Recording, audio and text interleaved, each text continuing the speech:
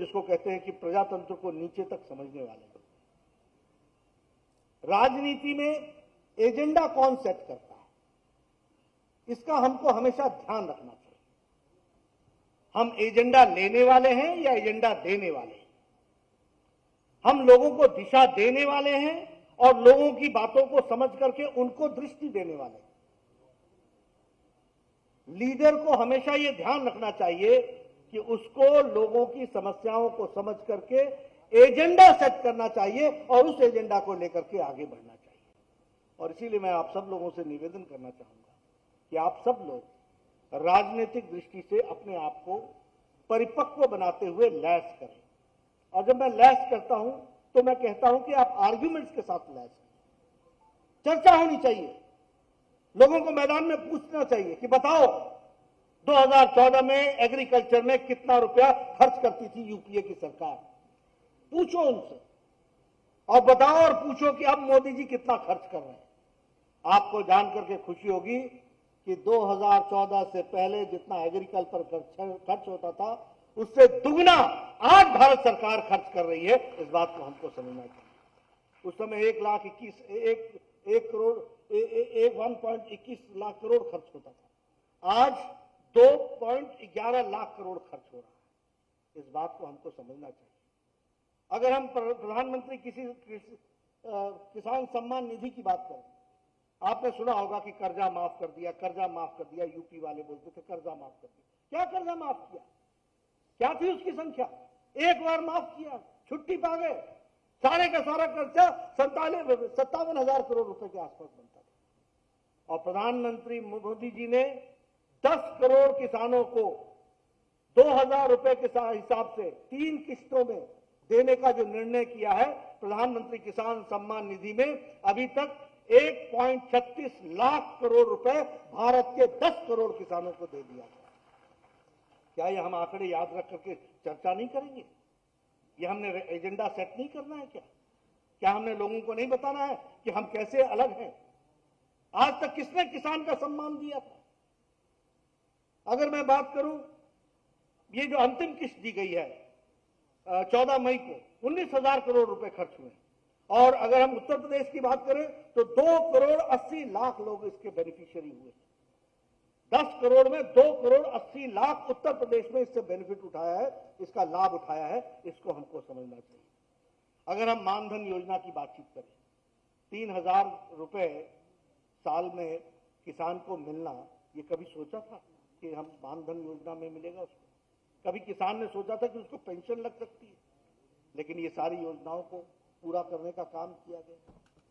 ये डीएपी में 140% की छूट देना, जो फर्टिलाइजर का बैग जो 2,400 रुपए में आता था, आज किसान को 1,200 रुपए में मिल रहा है। यानी अगर वो 2,400 1 बैग खरीदने जाना चाहता था तो उसी पैसे से वो 2 बैग खरीद सकता है फर्टिलाइजर का। इसको हमको समझना है।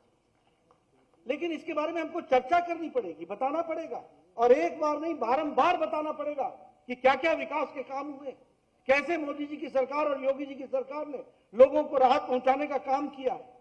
उसी तरीके से सॉइल हेल्थ कार्ड, यहां यूपीए की सरकार में तो आदमी का हेल्थ कार्ड नहीं था, तो सॉइल का क्या हेल्थ कार्ड होना?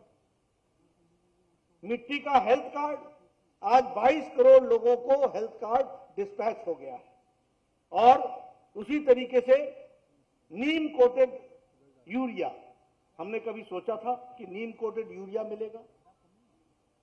यूरिया के लिए, फर्टिलाइजर के लिए मार होती थी, लाठीचार्ज होता था, लेकिन समय पर लोगों को यूरिया नहीं मिलता था। ये नीम कोटेड यूरिया करने के कारण जो यूरिया का ब्लैक होता था उसको बंद किया गया।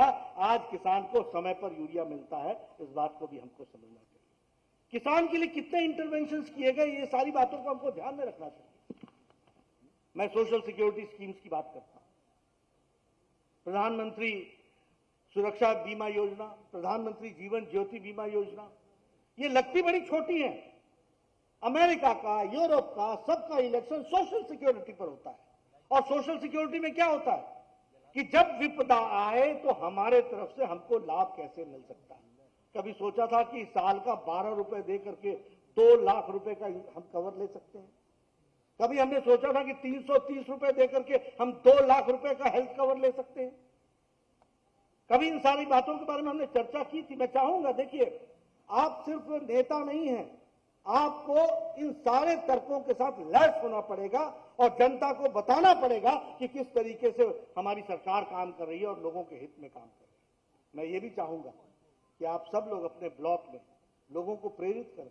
12 रुपए कुछ नहीं होता, महीने का 1 रुपए, लेकिन अगर 1 रुपए देकर के आप 2 लाख रुपए का अपने आप को कवर करा लेते हैं तो इससे बड़ी सोशल सिक्योरिटी क्या हो सकती है? अगर 330 रुपए, जो कि साल का दिन का 1 रुपए भी नहीं पड़ता, वो अगर आप दे करके अपने आप को 2 लाख रुपए का आप इंश्योरेंस कवर करा लेते हैं तो उससे क्या फर्क पड़ जाता है और कितनी बड़ी सिक्योरिटी मिलती है गरीब आदमी के लिए। कितना बड़ा ये शस्त्र है उसके पास। मैं चाहूंगा कि हमारे ब्लॉक के प्रमुख, हमारे जिला परिषद के सदस्य इन बातों की चर्चा करें। अटल पेंशन योजना, इसमें 60 साल की उम्र के बाद उसको पेंशन लगने की व्यवस्था की गई है और इस व्यवस्था की दृष्टि से हमको किस तरीके से काम करना है, किस तरीके से लोगों को प्रेरित करना है, इसकी भी हमको चिंता करनी चाहिए और इसको भी जनता के बीच में ले जाना चाहिए। ये हम आपसे चर्चा करना चाहते हैं। मित्रों, अगर हम अंत्योदय की दृष्टि से देखें, हमने कहा था अंतिम व्यक्ति का उदय होगा। हमने कहा था एकात्म मानववाद। हम एकात्म मानववाद से चले, अंत्योदय तक पहुंचे और अंत्योदय को मोदी जी ने रूप दिया सबका साथ, सबका विकास, सबका विश्वास, और उस बात को लेकर के आगे चले। अब देखिए आप, ये जनधन योजना, इस जनधन योजना के तहत हमारे 40 करोड़ लोगों ने अपने अकाउंट्स खोले। इस जनधन योजना के कारण उत्तर प्रदेश में ही 7 करोड़ 29 लाख लोगों ने अपने अकाउंट्स खोले। स्वच्छ भारत अभियान, स्वच्छ भारत अभियान में टॉयलेट्स बना।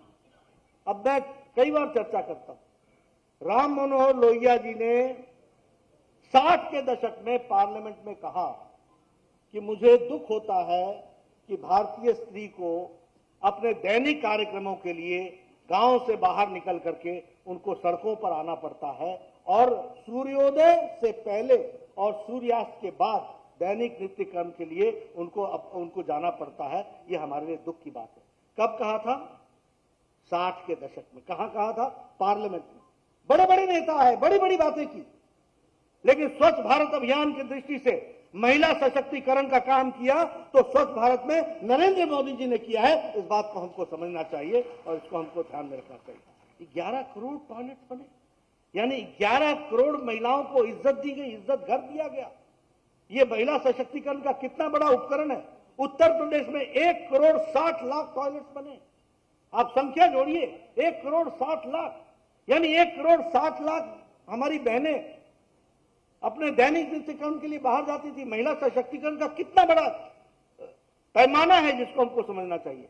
और मैं ये चाहूंगा कि आपके ब्लॉक में, आपके जिला में एक भी घर नहीं छूटना चाहिए जहां ये स्वच्छ अभियान का मैसेज ना पहुंचे और उनके यहां इज्जत घर ना बने। इसकी हमको चिंता करना चाहिए। घर घर पूछना चाहिए, भाई है यहां पर इज्जत घर बना है, टॉयलेट बना है, नहीं बना है तो उसकी व्यवस्था करनी चाहिए। मोदी जी ने कहा है कि हम किसी व्यक्ति को पक्के छत से हम वंचित नहीं रहने देंगे।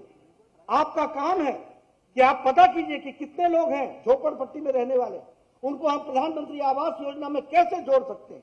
ये हमारा काम है। आज ये सरकार है देने वाली, मोदी और योगी की सरकार है। हम लेने वाले बने और लोगों तक पहुंचाने वाले बने, ये हमारी जिम्मेवारी बनती है जिसको हमको पूरा करना है। उजाला योजना, उज्ज्वला योजना, उज्ज्वला योजना के बारे में मैं हमेशा चर्चा करता हूं। बहनें सवेरे 4 बजे उठ के गांव से दूर जंगलों में जाकर लकड़ियां इकट्ठी करती, 6 बजे वापस लाती थी, बोझा उठा करके 40-40 किलो का, घर पर पटकती थी, चूल्हा जलाती थी, गीली लकड़ी में से निकलता हुआ धुआं अपने फेफड़ों में लेती थी, तब जाकर के घर वालों को 1 कप चाय पिलाती थी सुबह। यह तस्वीर थी भारत की। आज उज्ज्वला योजना के कारण 8 करोड़ घरों में गैस का चूल्हा पहुंचा है और अभी इसको फिर से संख्या बढ़ाने की बात कही गई है। इस बात को हमको समझना चाहिए। यह महिला सशक्तिकरण है। आपको देखना चाहिए कि कोई गरीब, कोई वंचित, कोई पीड़ित बिना गैस के चूल्हा के आपके इलाके में नहीं रहना चाहिए। यह आपकी जिम्मेवारी है कि आप उनके बारे में पता करें।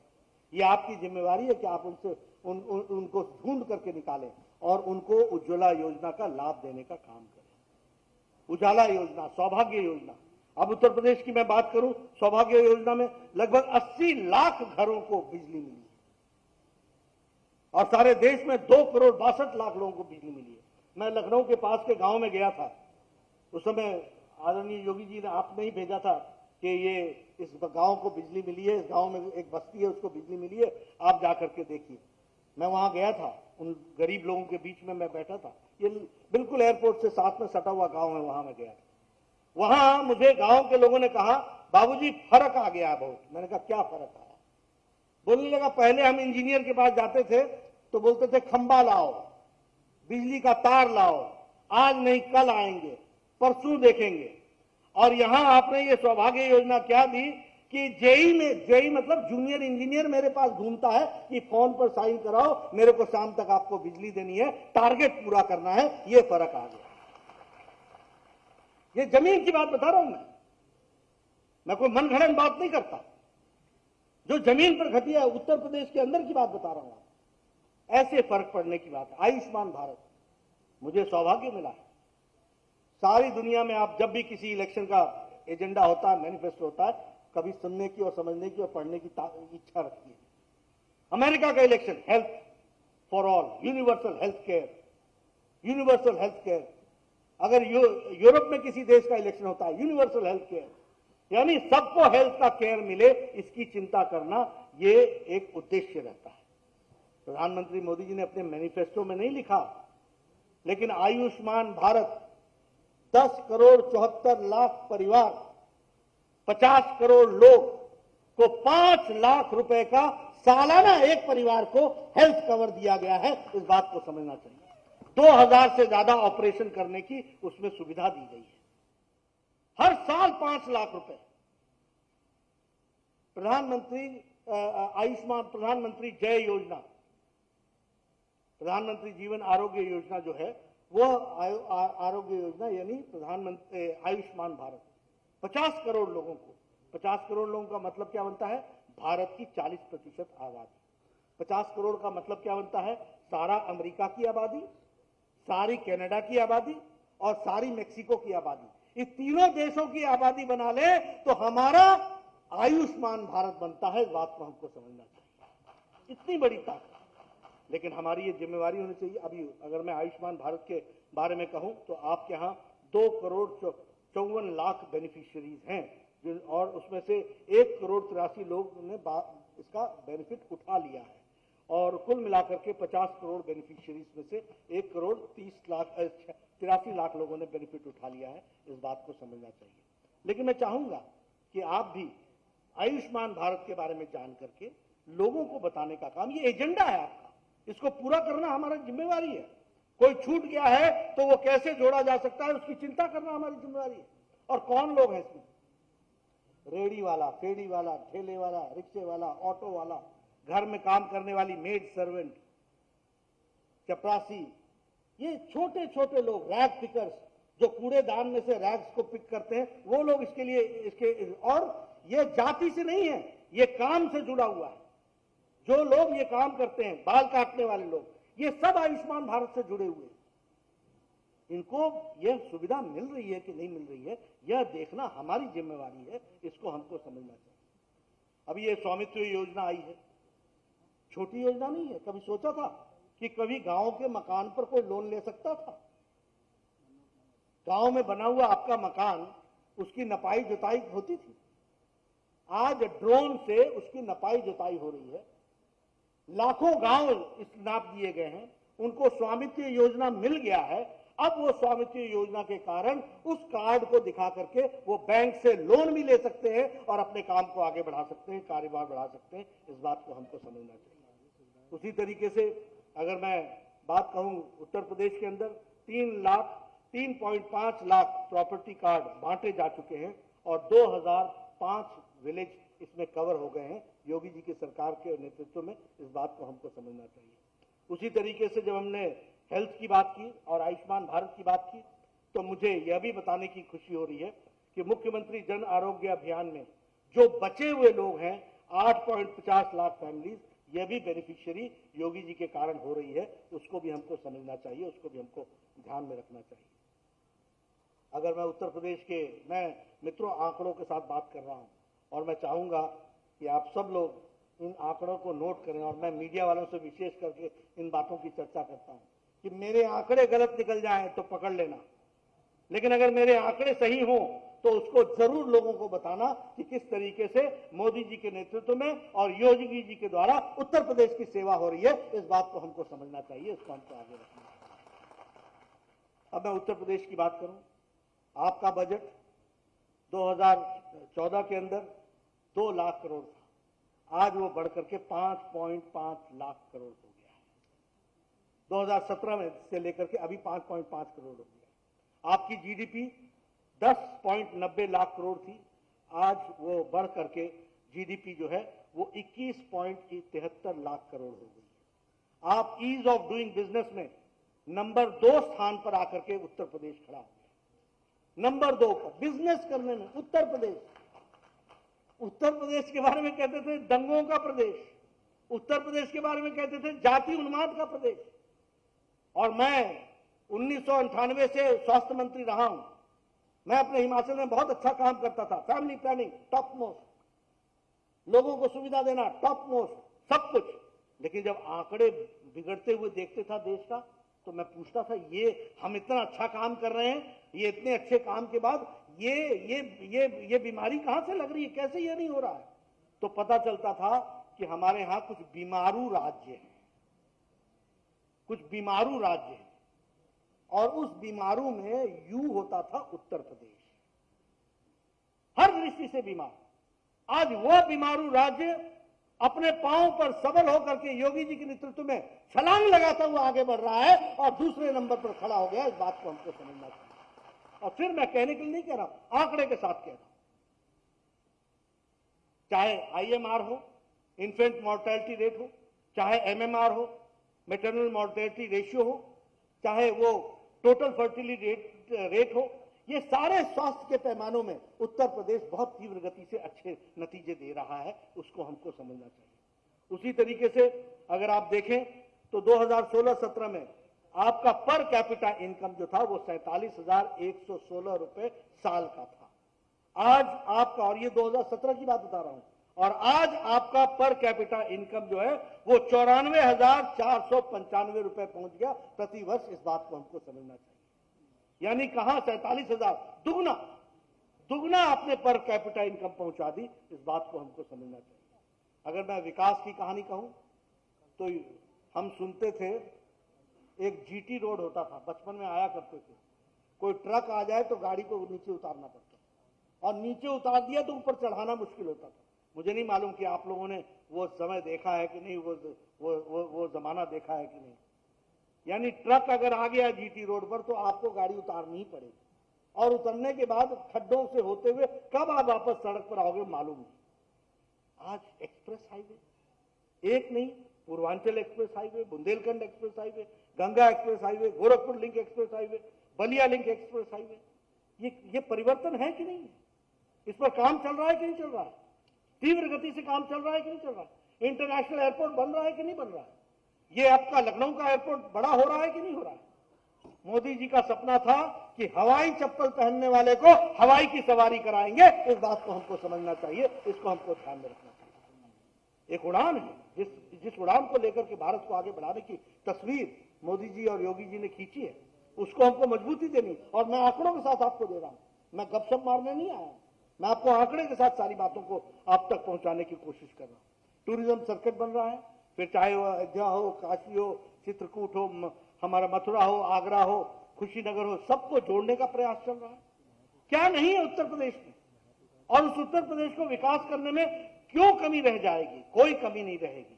लेकिन हां, सही नेतृत्व को मजबूती प्रदान करना जमीनी स्तर पर, ये आपका काम है। आप जब जमीनी स्तर पर मजबूती देंगे तब जाकर के ये सारे नतीजे आएंगे। इसको भी हमको समझने की जरूरत है। ये मैं आपसे जरूर चर्चा करना चाहता हूं।